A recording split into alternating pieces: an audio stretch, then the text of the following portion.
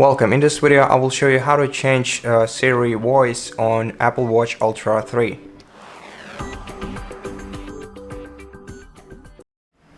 First of all, you have to open the list of all applications by pressing the digital crown.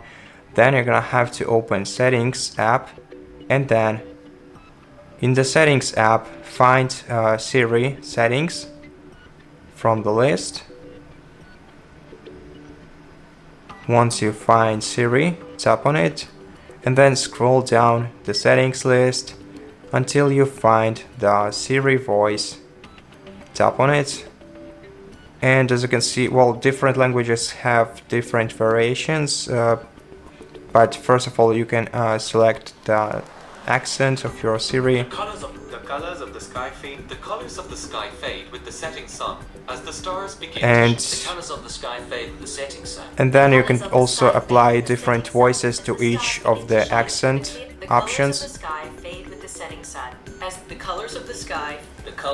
And this way you can change the voice, the Siri voice on your Apple Watch. So that's basically how it works. Thank you so much for watching this video. If you liked it, consider subscribing to our channel, leave us a like and a comment below, and I'll see you in the next one.